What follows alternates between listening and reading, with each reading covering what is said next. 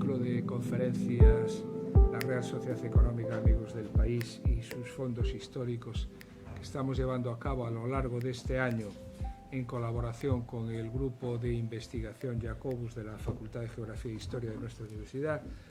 Hoy tendremos la cuarta conferencia y para ello contamos con la presencia de Juan Monterroso como conferenciante y de Carmen López Calderón, que presentará al ponente y moderará el, espero que corto o por necesidades corto debate posterior. Como todos sabéis, la colaboración entre la sociedad económica y el grupo Jacobus siempre ha dado excelentes resultados y esta vez pretende analizar y dar a conocer un patrimonio de nuestra ciudad que es claramente desconocido. Ciudad que además está huérfana de contenedores museísticos que permitan albergar colecciones como la nuestra en condiciones de seguridad, de adecuada conservación y de exposición. Es importante porque cada obra de arte es un legado cultural que trasciende las generaciones y eso nos permite ver la evolución de nuestra sociedad a lo largo del tiempo.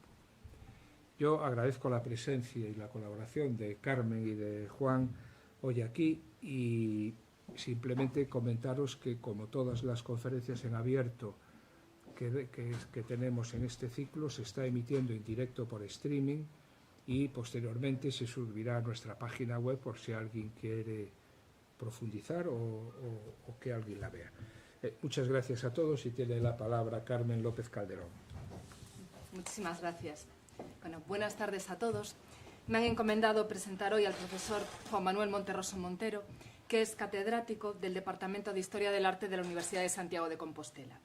Dado que el profesor Monterroso es de sobra conocido por todos los presentes, me van a permitir que haga una presentación en clave más personal de su trayectoria, porque, en el fondo, creo que servirá mejor no solo para entender por qué es la persona más idónea para explicarnos el Parnaso barroco que posee la Real Sociedad, sino también porque me han pedido a mí que lo presente.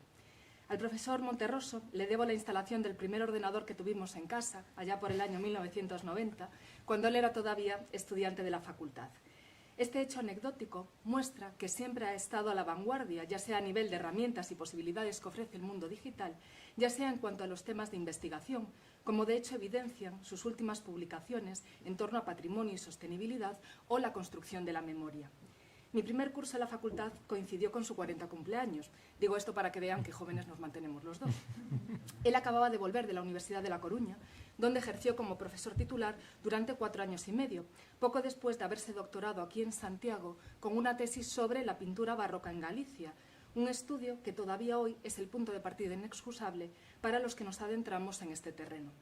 En ese primer curso, la asignatura que me impartió fue Introducción a la Arquitectura y las Tipologías Arquitectónicas, una materia que en el día a día me pareció complejísima, pero que, como entendí con el tiempo, me dio las claves para saber cómo analizar una arquitectura durante toda la carrera.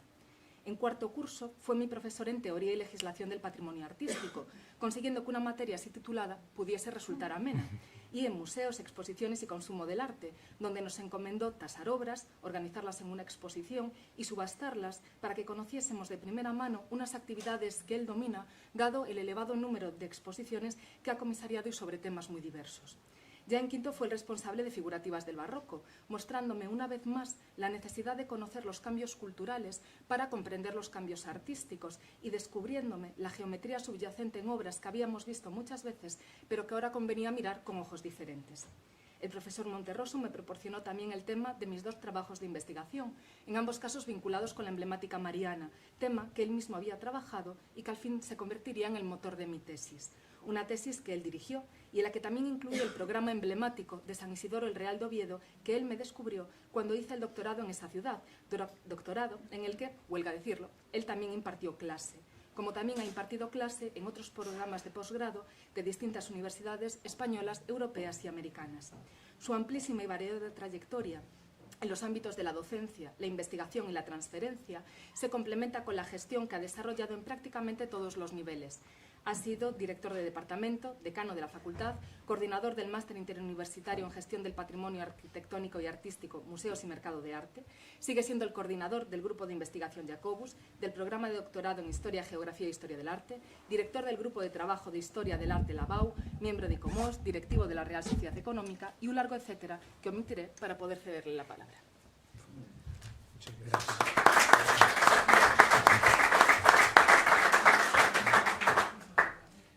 Bueno, pues muy buenas tardes. En primer lugar, darle a Carmen las gracias por la presentación, que no es merecida, la verdad. Es decir, yo creo que cuando le propuse el tema de tesis, lo que estaba haciendo era resolviendo un problema conmigo mismo de algo que yo no había sido capaz de arreglar, y la mejor forma es transferírselo a alguien que lo pueda arreglar y que lo pueda arreglar mucho mejor que uno mismo, ¿no? Por lo tanto, además, Carmen ha demostrado en todos estos años que lo de superar al maestro en este caso es real y es cierto, y por lo tanto es sumamente positivo. Intentaré hacer una charla que sea amena por una parte y que de algún modo pueda justificar las palabras de Carmen para no dejarla quedar demasiado mal. La obra que vamos a comentar es Parnaso, o el Parnaso. Un pequeño cuadro que tienen aquí, escasamente de unos 70 centímetros de alto por unos 60 de ancho, que es una tabla que prácticamente pasa desapercibida. De hecho, cuando el profesor Fernández Castiñeiras y yo las tasamos hace ya unos años, allá por el 2007, fue una obra más. Es decir, no nos paramos en aquel momento, no era el objeto, a ver la trascendencia, las implicaciones que podía tener. De hecho, está catalogada simplemente como Parnaso, siglo XVII, y sin ningún otro dato complementario. Esto llevaba una posibilidad o una idea que en el fondo es quizás la expectativa frustrada de esta conferencia. A mí me hubiese gustado comenzar diciendo que la obra procedía de los fondos depositados por el Museo del Prado allá por 1885, 1905 dentro de la sociedad. La primera decepción es que no cuenta en ningún caso con el correspondiente indicativo o siglado que marcara la MT o la T de Trinidad en azul que aparecía en esta colección. Simplemente recordar que en los archivos de la Real Sociedad se conserva la documentación.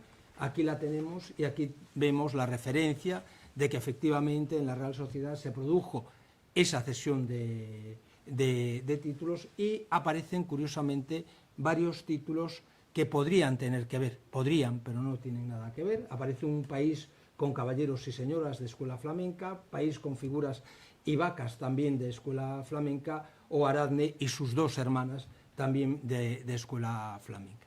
Realmente esta era la expectativa real para poner en valor el cuadro. Desgraciadamente no pertenecen a este fondo.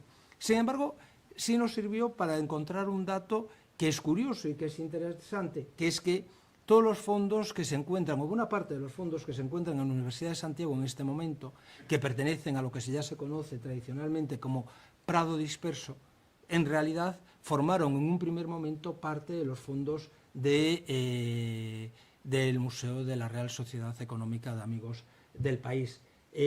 Todos los que hemos estado o estamos en la Facultad de Geografía e Historia veremos, o recordaremos, porque ya no está allí, a Doña Blanca de Navarra, por ejemplo, las huertas de Toledo, de Beruete, las riberas de Cuchilleros, o la Vuelta de la Pesca, que todavía sigue estando en el aula 10, en el aula magna, o la Paz de Cambrai, que está justamente en la antesala estaba en la antesala de la sala de profesores. Es decir, lienzos, obras que estaban localizadas en la Real Sociedad y que después, por diferentes motivos, se fueron distribuyendo por diferentes instituciones de la ciudad, llegando en este caso a la Universidad de Santiago.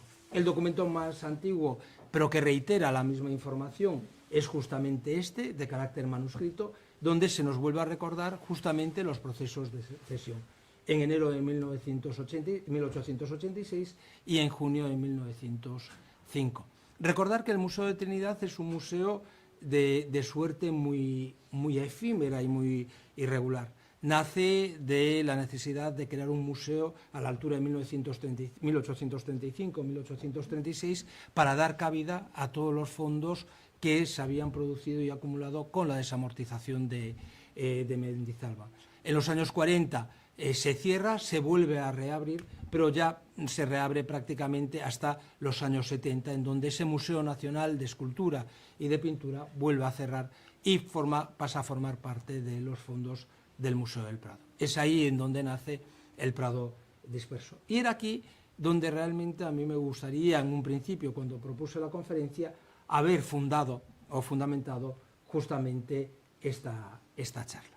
Por lo tanto, una vez que la expectativa que teníamos quedó frustrada, lo que nos quedaba era justamente la obra.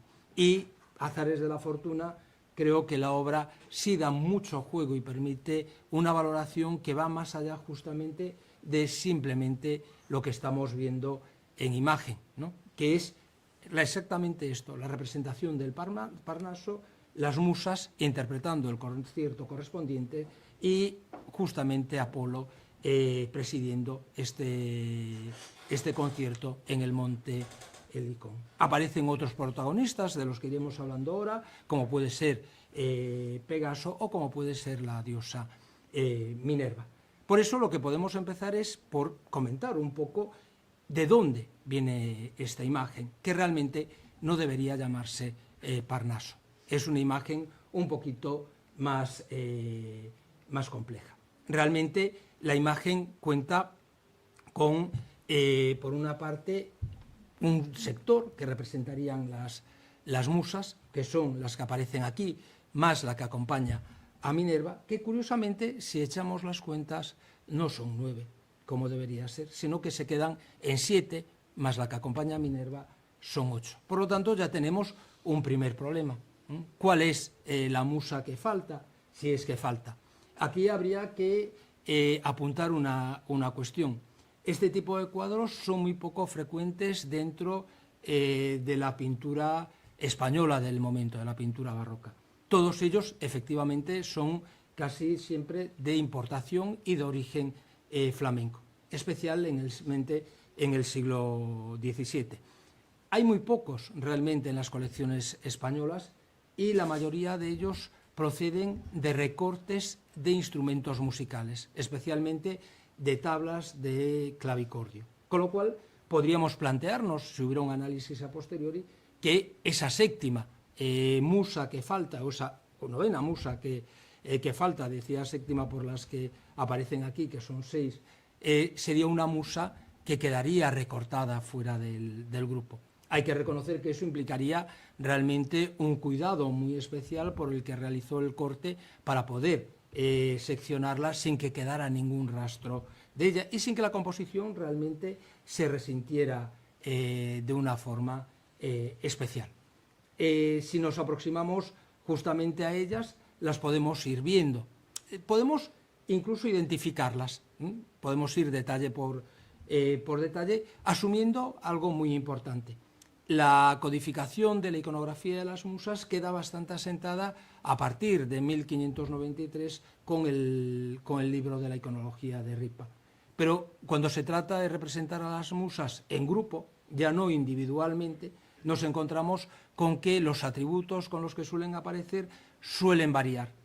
Por ejemplo, los instrumentos no sirven como un argumento suficiente para explicar si una musa es una o es otra. Si le suprimimos, por otro lado, los atributos habituales, nos encontramos con un problema realmente importante, que es poder identificar fidedignamente de quién se trata y de quién no se trata. Por eso, la hipótesis que planteamos es eso, es una hipótesis. Es una atribución más asociada con la forma o la expresividad del cuerpo de cada una de ellas, con los instrumentos que tocan y no tanto con la codificación iconográfica que aparece. Más adelante veremos otras representaciones, otros cuadros, y nos daremos cuenta de que hay una serie de convenciones que se están repitiendo perfectamente. Por ejemplo, en el fondo, situada aproximadamente arriba, en el ángulo justo encima de los tubos del realengo, del órgano, aparece Euterpe, es la diosa de la danza, y aparece, Terpsícore, que es la diosa de la danza, y aparece justamente tocando un pandero y en un movimiento de danza. Si nos fijamos, si no funciona, se ha quedado sin pilas. Ahí no está aquí. Ahora. Pues si se ha quedado, no pasa nada, va por aquí. Si nos lo comparamos, nos daríamos cuenta de lo que estábamos diciendo. En el Parnassus Biceps, que es una publicación de 1601, salida de Frankfurt, de los Buriles, en este caso de Theodor de Bry, nos encontramos justamente con la representación de Terpsícore, que no tiene realmente nada que ver con esta representación, porque sí nos sirve un poco para darnos cuenta de que este imaginario de las musas está perfectamente catalogado y presente en este momento. Euterpe, la diosa de la música, aparecería justamente representada con una flauta travesera en nuestra pintura, mientras que, sin embargo, como vemos en la obra del Parnassus Biceps, aparece justamente con un libro y con un instrumento de métrica en su mano izquierda. Por lo tanto, son elementos variables. En esa misma línea podríamos mezclar otros elementos que sí podrían encajar perfectamente. Polignia, la musa de los cantos sagrados, y Calíope, la musa de la poesía épica, sí podrían estar perfectamente representadas en estas dos figuras, una que está justamente con un libro, con una partitura abierta, mientras que la otra parece que con la mano va marcando justamente el ritmo del canto.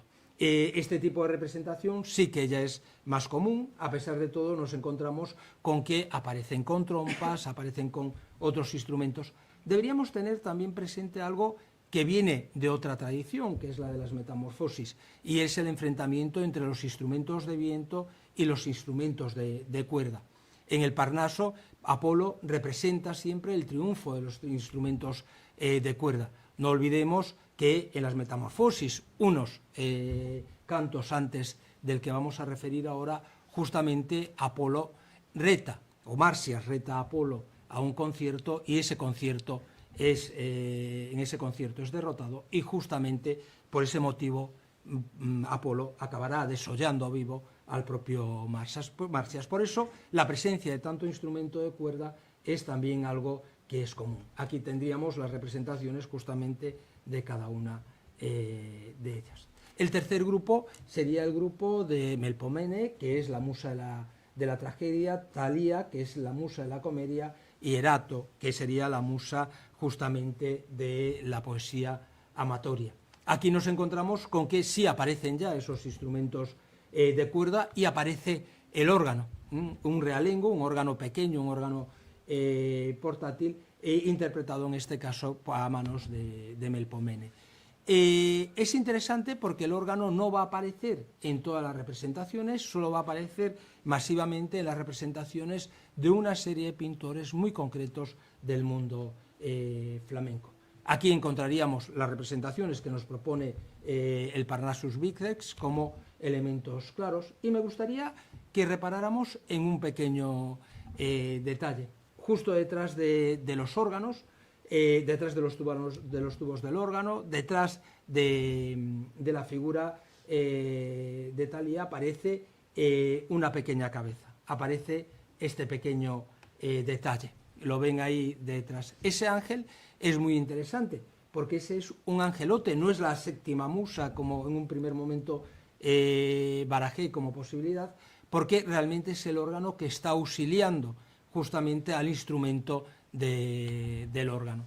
El fuelle tenía que ser inflado o movido por una persona, y por ese motivo aparece justamente esa figura.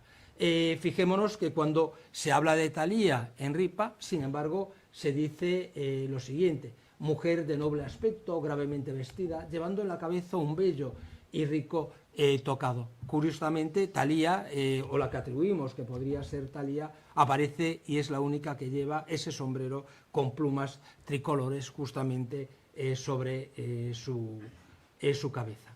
Al lado, la que aparece es Euritmia, es la séptima de las musas. Urania. Urania es la musa de la astronomía, y aquí entra justamente el elemento más interesante. No lleva ningún instrumento. Urania siempre se representa con una esfera, con un elemento o con una esfera armilar. Aquí aparece totalmente con las manos vacías, y lo único que hace es marcar con las manos la orientación de un punto en la parte superior del lienzo, justamente en la zona donde se encuentra aparentemente situado Apolo. Aquí tendríamos a Urania en la representación. Y esto es lo que cambia realmente el significado. Bueno, modifica ligeramente el significado del cuadro, porque de pronto nos encontramos con que la figura que aparece acompañando a Urania es Minerva. Claro, por lo tanto, ya no se trata simplemente del concierto del Parnaso, ya no es Apolo con las musas interpretando ese concierto que deleitaba a los dioses del Olimpo. Tampoco tendremos, como veremos en algunas de las imágenes, la presencia de los poetas que reciben y de los artistas que reciben la inspiración de esas musas, sino que se está refiriendo a un episodio concreto. Y ese episodio es lo que explica la presencia en la parte superior justamente de Pegaso. Se trata del canto del libro quinto de las Metamorfosis de Ovidio, en el cual Minerva visita a las musas en el Parnaso, y las visita para constatar o para descubrir la fuente que se había creado justamente en ese monte, la fuente Hipocrene, que había sido creada a través de dos coces dadas por el propio caballo alado de Pegaso. Por lo tanto, el cuadro pasa de ser simplemente una representación escénica del Parnaso para convertirse en una transcripción parcial de ese episodio de la visita de Minerva al monte Parnaso o al Helicón para ver a las musas. La metamorfosis, el relato, es más complejo, porque realmente en ese mismo relato las musas narran otro reto musical, en este caso contra las hijas de un héroe griego, las Piréides, que al final son derrotadas y son convertidas en urracas. Es interesante este detalle porque en muchos de los cuadros que vamos a ver van a aparecer junto con el celaje diferentes aves volando que hacen referencia a todo el relato completo, cosa que sin embargo no ocurre en nuestro lienzo, no ocurre en esta ocasión. Y nos quedaría la séptima musa del grupo, la novena musa del conjunto. Es puramente hipotético, es aleatorio, pero en la parte de abajo justamente aparecen unos libros y dos trompas entrecruzadas. Esos dos libros abiertos, que teóricamente, como veremos, deberían tener el texto recogido de Tucídides, como buen historiador, justamente nos hablarían de Clio. Clio se representa siempre con un libro en la mano, y si vamos justamente a lo que nos dice Ripa, se representan también justamente con una trompa. Representa a Clio en figura de doncella y coronada de laurel, sujetando una trompa con la diestra y con la siniestra un libro, sobre el cual estará escrito claramente Tucídides. Sería muy sugerente, en mi opinión, pensar justamente que Clio no está presente dentro del concierto, simplemente está ausente, y lo que queda como presencia es simplemente una parte del todo, que son justamente sus atributos. Como digo, es única y exclusivamente una propuesta, no es una afirmación rotunda. Si no es así, evidentemente el problema que tenemos es que tenemos que buscar a esa novena musa perdida en algún sitio que hoy en día no aparece. El resto de los protagonistas ya los hemos ido mencionando. En la parte superior, en lo alto del monte Helicón, aparece el propio Apolo. Aparece cruzando, con las piernas cruzadas, con capa, una capa que se arremolina ampliamente y tocando una viola de gamba, un instrumento de cuerda. Es interesante, sobre todo, por la colocación. La colocación es la que nos va a permitir también aproximar la fecha de la obra. Lo más habitual en el Renacimiento, pensemos que todas estas obras se desarrollaron y tuvieron un amplísimo mercado desde la segunda mitad del siglo XVI hasta la primera mitad del siglo XVII, porque eran no solo parte de esos instrumentos musicales, sino sobre todo porque permitían ese afán de introducir la cultura clásica, el mundo clásico, dentro de una sociedad como era, en este caso la española, muy marcada por la Contrarreforma, muy marcada por la Iglesia. Pero cuando se ve las representaciones del Parnaso, normalmente Apolo está representado en torno, junto a las propias musas. Aquí aparece ligeramente separado. Ese es un recurso compositivo que utiliza Claude de Lorraine y Poussin muy frecuentemente ya a partir del primer tercio del siglo XVII. Por lo tanto, encontraríamos ahí una posible pauta para esa colocación que compositivamente, por otro lado, le viene muy bien al pintor a la hora de realizar el conjunto. Y en el otro lado, al margen totalmente de la composición, totalmente desproporcionado en su tamaño, pero con un protagonismo sumamente importante, aparece Pegaso. Aparece Pegaso y aparecen las aguas de Hipocrene que están corriendo, manando al lado de sus coces, de sus patas. Podemos ver, por lo tanto, que Pegaso ocupa ese papel que es el que justificaría justamente el lugar al cual se está refiriendo Urania cuando está recibiendo a la figura de Minerva.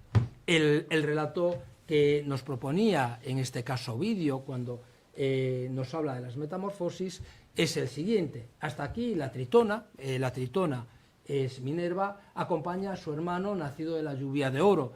En el relato de Ovidio, Minerva estaba acompañada de Perseo, a Perseo lo va a dejar y dice, luego se rodea de una nube hueca, abandona a Céfiros, dejando a su derecha a Cignos y Guíaros, y por el camino más corto, por encima del mar, se dirige a Tebas y al virginal Helicón.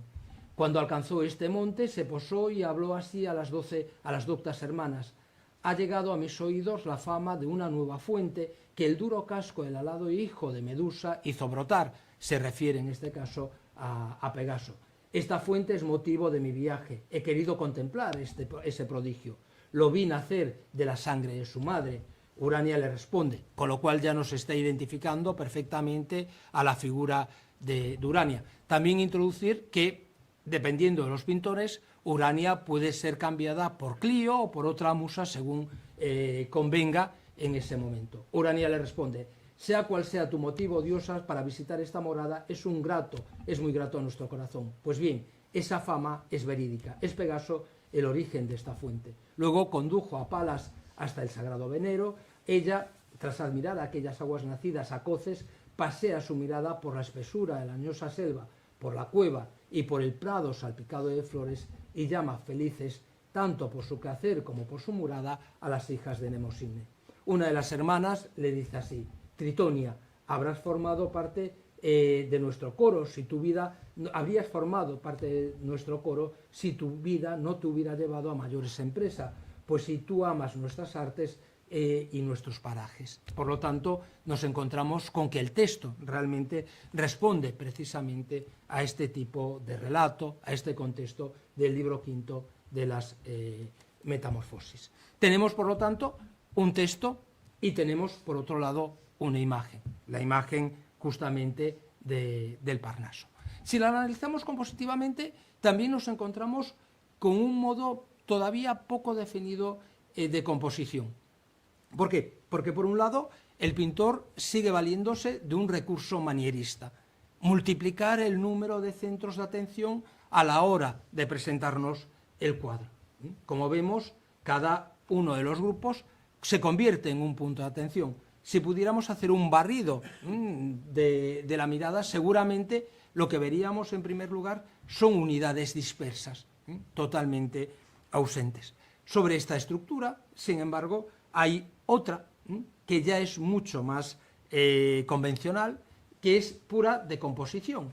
Es decir, todos los elementos exceptuando Pegaso, quedan inscritos dentro de una estructura de un rombo. Un rombo que tiene sus vértices justamente en las partes centrales de cada una de las piezas. Y que además nos permite comprobar cómo visualmente esos ejes centrales confluyen justamente en una de las musas. Por lo tanto, tendríamos una composición que todavía nos habla del mundo manierista, que ya está usando un modelo y un sistema compositivo que va a ser muy usado por Claudio de Lorena, por ejemplo, que se sirve en sus paisajes justamente de este modelo, y en el cual, por otro lado, también empezamos a intuir alguna presencia de esas diagonales abiertas barrocas.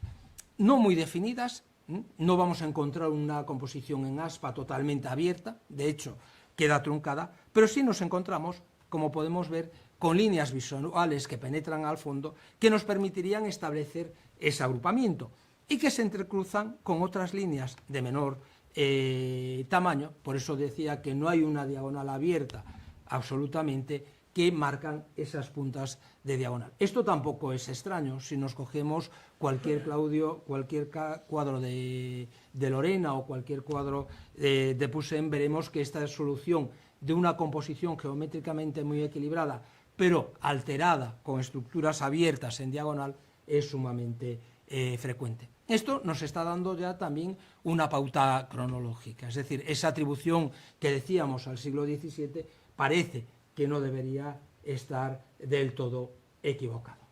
Si hacemos justamente el proceso a la inversa, antes teníamos un texto para una imagen, ahora podríamos empezar a rastrear imágenes que han servido para ilustrar el texto, podríamos encontrar que estas son frecuentes a partir de mediados del siglo XVI. Las musas al pie del Parnaso, en este caso de Antonio Fantucci, de Primaticcio, estamos a mediados del siglo XVI, nos presenta una imagen donde vemos la representación de las musas y se puede ver justamente aquí al fondo, se podría ver, no sé si nos refleja, en el ángulo superior derecho de la imagen se pueden ver todavía los cascos, los cuartos traseros de Pegaso. Lo volveremos a ver, es decir, es la misma escena, pero ahora sí, pero con la pantalla no se proyecta. Yo no sé si ustedes lo ven, no, bueno, en el ángulo superior izquierdo. Mucho más claro, por ejemplo, sería en esta ocasión, en una obra de Franz Floris, que está trasladando una composición de Goltzius de 1560, se representa a Apolo y las musas. Podemos ver perfectamente la referencia a Pegaso en el fondo, pero nos faltaría Minerva en este caso, con lo cual sería una parte del relato. Vemos, por otro lado, como ya aparecen buena parte de los instrumentos musicales que estábamos manejando. Violas de gamba, un pequeño órgano, las flautas, etc. Lo mismo ocurre si nos vamos a esta de Etienne Delaune de 1549, en donde, curiosamente, todos los instrumentos son de cuerda, si exceptuamos una pandereta, aquel pandero que veíamos en el caso anterior. Pero, insisto, son representaciones realmente del Parnaso. La consolidada junto con la de Mantegna realmente es la que nos hace Rafael y que reprodujo a través de un grabado Marco Antonio Raimondi. Este sería el Parnaso con Apolo, las musas y los poetas, los creadores que reciben su inspiración. Como vemos, la estructura compositiva, la presencia o el protagonismo del Monte Parnaso queda sumamente reducida si lo comparamos con nuestro lienzo, por un lado. Pero al lado de eso hay otro mundo, es el mundo de las metamorfosis ilustradas.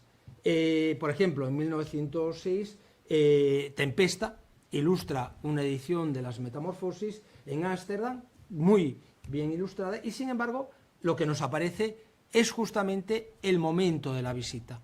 Es el encuentro entre Minerva, entre Atenea, que llega, y el grupo de musas. Pero se ha suprimido por completo el resto del relato. Es decir, no es sustancial en este momento. Lo importante es la visita, lo importante no es relevante el motivo de la visita, a dónde se realiza la visita, aunque si se fijan en el texto, es Palas, que visita a las musas en el Helicón.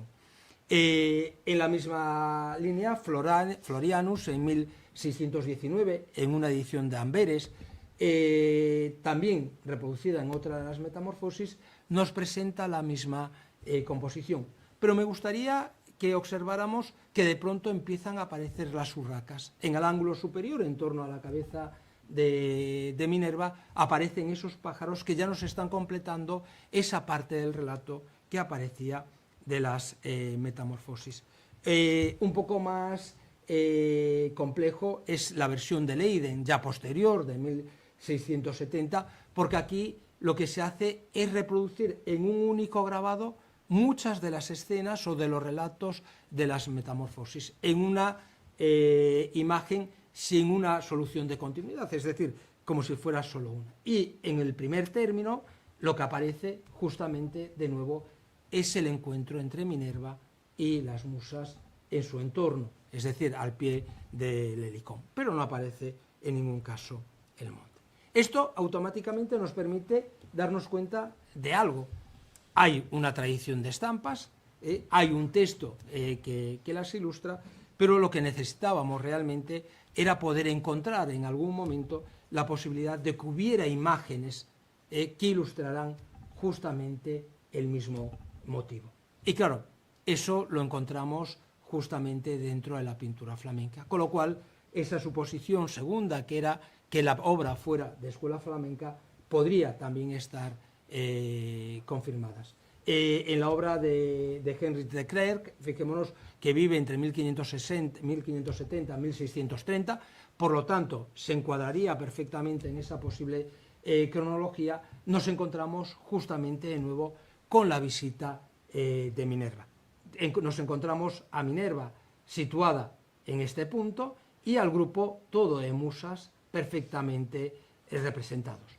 Aparecen diversos instrumentos de viento situados en torno al paisaje, con lo cual esa presencia de objetos, trompas, libros, podemos ver aquí justamente uno de esos libros al lado de un laúd, es habitual en estas composiciones. Evidentemente, en el caso de Clercq, la influencia del mundo de Miguel Ángel, del Renacimiento, es muy, muy clara. Vuelvo a incidir en la presencia de la musa con el pandero, pero aparecen ya violas de gamba, aparecen laúdes, aparecen flautas traveseras, no aparece, sin embargo, un órgano, un realengo, dentro del contexto. Dentro de esa misma línea tendríamos el de Johannes Koenig, también en este caso sí podemos datarlo en 1620, y nos encontraríamos justamente con la misma representación. Quizás lo más curioso de esta imagen sería, por un lado, la aparición del órgano, por otro lado, el hecho de que muchos instrumentos aparecen situados en el suelo.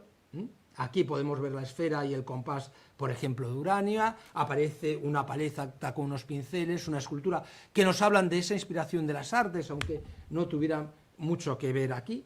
Sí encontramos lo que Ovidio nos está contando, que es justamente el hecho de que a Minerva la va a recibir una de las musas. Eso sería muy interesante porque es la que ha abandonado los objetos a sus pies, que sería Urania, y sobre todo vemos algo muy curioso, como la fuente de Pegaso acaba convirtiéndose efectivamente en una fuente de verdad, con unos tritones y con la escultura de Pegaso justamente en la parte superior. En el celaje vuelven a aparecer algunas referencias a aves. Referencia a las urracas de las Metamorfosis, simplemente notación paisajística dentro de un celaje para hacerlo más creíble. Cualquiera de las dos hipótesis sería Urania, y por el otro lado seguramente la muchacha velada coronada de laurel que está señalando el libro y lo está abandonando es justamente Clio. Recordemos que Clio era la musa ausente en nuestro caso, y podemos ver al final cómo aparece también aquí la figura de Pegaso. ¿Qué nos falta en todas estas representaciones? Nos falta justamente la representación de Hans Jordaens III, también en ese momento del tránsito del 16 al 17, realice esta otra representación que prácticamente repite el mismo modelo. Por lo tanto, tenemos relativamente bien cifrado o bien localizado la escuela o la tradición donde aparecen este tipo de representaciones. Sin embargo, lo más interesante es que de pronto aparece otro autor, en este caso el segundo de una saga, la que forma Henrik van Balen y Jan van Balen, viven con muy poquita diferencia de años y que nos representa esta forma de ver a las musas y la visita de Minerva, o las musas y Apolo en el Parnaso, que es justamente lo que se está representando aquí. En primer lugar, de pronto recuperamos la presencia central y protagónica de Apolo, dentro del coro de musas. Vemos los agrupamientos de esas musas con los diferentes instrumentos y podemos empezar a ver ya elementos comunes. Por ejemplo, la presencia de la viola, en este caso de un violonchelo, aparte del alaúd, el pandero que aparece justamente aquí, o la flauta de tubo.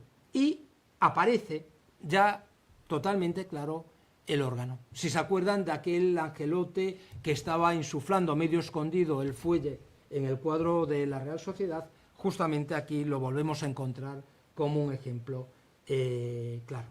Ahora, lo interesante es poder establecer si realmente esta obra que tenemos en la Real Sociedad Económica de Amigos del País encajaría realmente en este círculo de Van Balen y en estas fechas del segundo tercio del siglo XVII.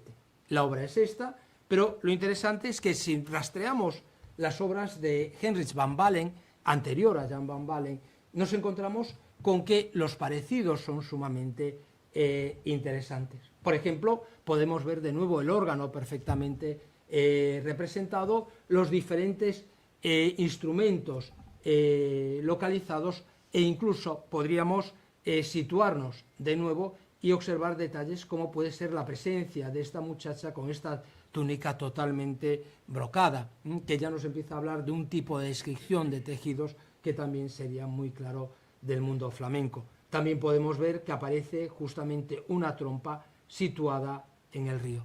No aparece la fuente Hipocrene, pero vemos que aparece justamente una deidad fluvial aquí, tal como se representaría en la tradición clásica.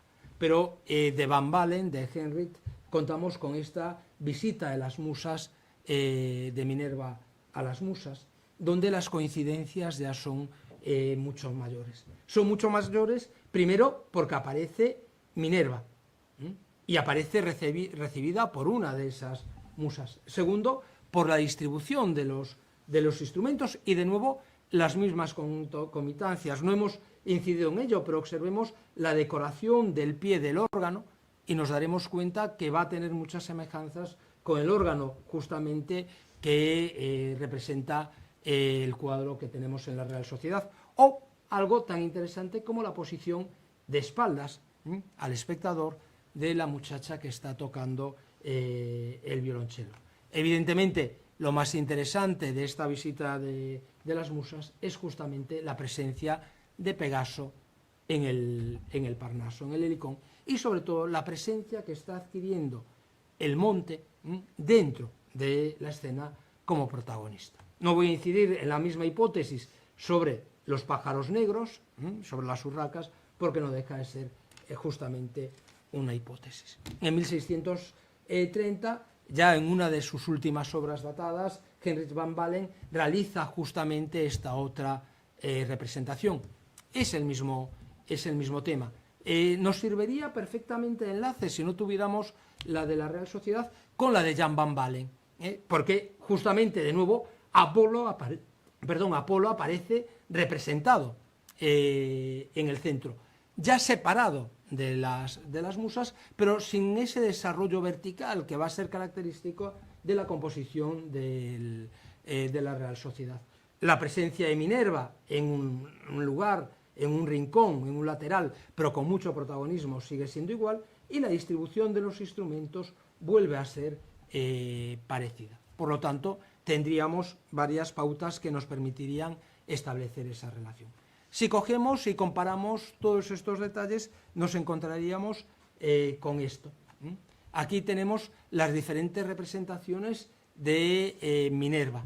La Minerva de la Real Sociedad es la que aparece en este primer término, en el lado derecho. Las otras son de Heinrich van Balen. Y nos encontramos con que el tratamiento es bastante parecido. Evidentemente es parecido también porque el tratamiento de Palas Atenea, de Minerva, es muy canónico. Es decir, la presencia del yelmo, la presencia del escudo, la presencia de una coraza o no una coraza del manto o del venablo de la lanza serían elementos característicos. La presencia de Urania también nos llevaría a ese mismo juego, es decir, no tanto la presencia de la figura con la misma posición, sino la idea del acompañamiento, es decir, la fidelidad que Heinrich van Balen y Jan van Balen tienen a el texto de Ovidio, que aparecería aquí representado, es decir, la necesidad de que haya un introductor, un elemento introductor hacia esa figura, lo tenemos en todas las representaciones. Mucho más claro es la presencia en los diferentes cuadros de Pegaso. Aquí diríamos más que por débito, por error, que por virtud del pintor. Si nos fijamos, están igualmente mal pintados cualquiera de ellos. Es decir, los escorzos no funcionan demasiado bien, la idea de dinamismo no se transmite adecuadamente, casi queda congelado. Aquella imagen que teníamos de una fuente presidida por una escultura de Pegaso, aquí realmente, aun siendo o pretendiendo ser el Pegaso real, está totalmente congelado, está totalmente inmovilizado. La presencia del órgano, como vemos, vuelve a ser un elemento común, pero sobre todo fijémonos en la decoración que reciben, esta preocupación por la decoración en alguna de las partes del órgano, y usar un órgano de realengo que se está reiterando evidentemente como fórmula. Quizás lo más característico sería esta figura que ya anunciaba, que está de espaldas y que se vuelve a repetir en la composición. Tendríamos que tener y estar muy conscientes de algo, es decir, estamos hablando de obras que no se hacen de una forma única y singular. No podemos hablar de un trabajo en serie, porque no es exactamente esto, pero sí estamos hablando de un trabajo de carácter comercial. La pintura flamenca, especialmente en cobres, también en tabla y en lienzo, se caracterizó por producir series que eran vendidas como artículos de lujo, que eran los que llegaban justamente a manos de los coleccionistas dentro de los diferentes lugares de Europa. La presencia de la musa tocando el pandero sería otro elemento común, o incluso, como podríamos ver, la actitud de diálogo entre diferentes musas cuando se está hablando del canto, ¿no? Esa participación conjunta dentro del grupo, bien marcando el ritmo, bien acompañados de la partitura. Esto nos llevaría al final a hacer una propuesta que nos permitiría situar con toda seguridad, evidentemente, que el tema es Minerva visitando a las musas en el Icón, por lo tanto, una obra que vendría derivada de las Metamorfosis de Ovidio, evidentemente una obra que sí podemos datar y situar dentro de la escuela flamenca, y ahí habría que introducir ya, evidentemente no se puede atribuir ni a Heinrich ni a Jan van Balen, pero sí se puede situar con bastante certidumbre dentro del círculo de estos dos pintores, dentro de ese taller que está reproduciendo estas obras. Esto, al final, nos llevaría a algo que también anunciábamos, que era su situación cronológica dentro de ese segundo tercio del siglo XVII, entre 1630 seguramente y 1660, justificando, por otro lado, esas influencias ya novedosas de la pintura de Poussin o de la pintura de Claudio de Lorena. Muchísimas gracias.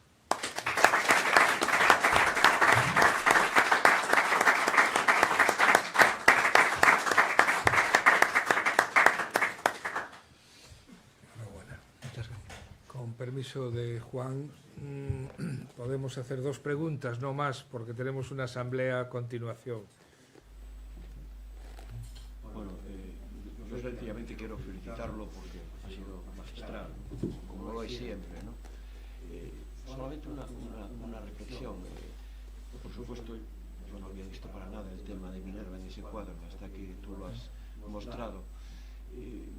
¿Podrá haber una relación a la hora de adquirir este cuadro por parte de la sociedad económica con el propio emblema de la sociedad económica que tiene como centro la figura de Minerva? ¿Será casual la llegada de este cuadro aquí o será querida en base a ese protagonismo que Minerva tiene que nos acabas de descubrir? Porque es muy...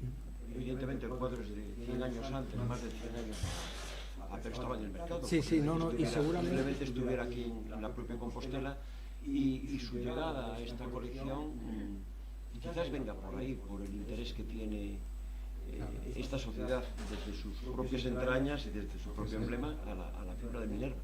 Me parece interesantísima la interpretación e inapelable lo que es la relación. Me gustó mucho también el tema de cómo has enfocado el tema de la composición, porque evidentemente el manierismo está detrás. Y quieras o no quieras, el cuadro tiene raíz flamenca, pero tiene conocimiento de lo francés. Sí. Me parece a mí, sobre todo por el tocado de esa Minerva, de esa figura central, ¿no? Que está ahí, magnífico como siempre. Muchas gracias. No, yo creo que la posibilidad de que fuera intencionado puede ser, primero, por una razón. Estos en España, que estén localizados, hay 2 cuadros, 2 tablas más, con este tema atribuidas a Van Balen. ¿No? Una está en el Instituto Moll, en Madrid, y otra se subastó hace poco en Alcalá, en Subastas Alcalá. Esto quiere decir que no son obras que estén en colecciones reales, sino que salen de colecciones privadas. Concretamente, el Instituto Moll, además, sí se ha probado a través de pruebas fotográficas de que se trata de un recorte de una tabla de un clavicordio. Con lo cual sería muy interesante poder desmontar la pieza, lo que pasa que no me dejaron, para poder ver si realmente había ese corte en algún momento dentro de la pieza. Y que fuera adquirida pensando en la Minerva y en la relación con la Real Sociedad, tampoco sería improbable, porque no es un tema que esté tan escondido. Es decir, la Minerva se ve bien, está bien situada, y normalmente este tipo de piezas están saliendo ahora al mercado o salían en el siglo XIX. Es decir, ¿cuál es el problema? En la documentación de la Real Sociedad no hay un documento ni un acta donde aparezca una referencia clara a una obra de este tipo. Por eso la hipótesis inicial era pensar, bueno, es una obra de origen flamenco, lo más fácil es que hubiese venido en el fondo del Museo del Prado, pero eso hay que descartarlo por esas 2 razones. No está siglada, lo cual ya la descarta automáticamente, y no aparece en la documentación. Ninguna de las 3 de escuela flamenca que se menciona se puede atribuir, pero nunca hay mejor sitio para estar que la Real Sociedad, siendo la referencia, la Minerva del escudo. Y en la composición, efectivamente, es lo más anómalo, es decir, es un pintor que se está moviendo entre 2 aguas, es decir, tiene toda la tradición anterior del mundo manierista, por un lado, que es la que domina, y está empezando a introducir elementos que le están llegando, pero no se atreve a cambiar radicalmente el tema. No quise traer el cuadro de Lorena, que es muy parecido en la localización de Apolo, pero que no se parece en nada. El paisaje adquiere ya una dimensión mucho más grande. El Parnaso está presidido por un templo, hay una inmensa marina al fondo, ya se aleja mucho de estos modelos. Pero esa influencia del mundo francés, ese conocimiento manierista y esas formas barrocas están implícitas dentro de la obra.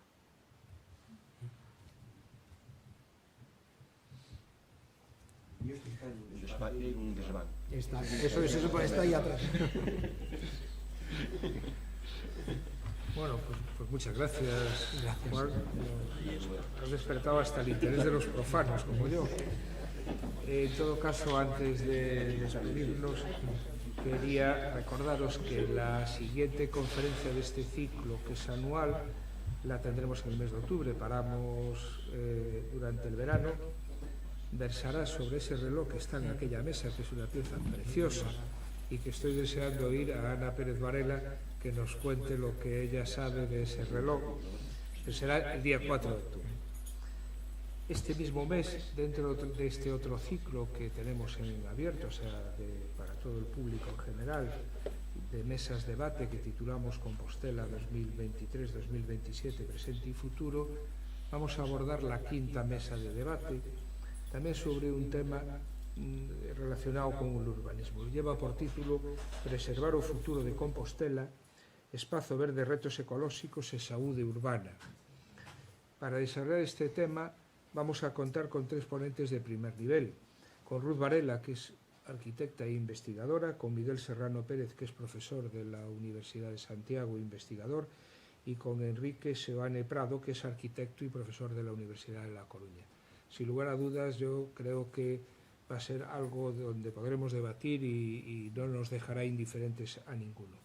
Y antes de estas 2 fechas, hay un evento que no es de ninguno de los ciclos anuales que tenemos instaurados, pero tenemos el 13 de julio la presentación del último trabajo ganador de nuestro premio Domingo Fontán, que realizaremos aquí en nuestro auditorio de la planta de arriba, y que ganó Milena Cortés, que tenemos aquí presente y que estamos encantados de poder presentar su libro. Yo sin más quiero agradecer muchísimo la colaboración de Carmen y de Juan. Gracias. Y a todos ustedes, pues tienen aquí su casa. Me despido, como tú sabes, siempre tenemos un detalle o un recuerdo de tu paso para aquí. Muchísimas gracias.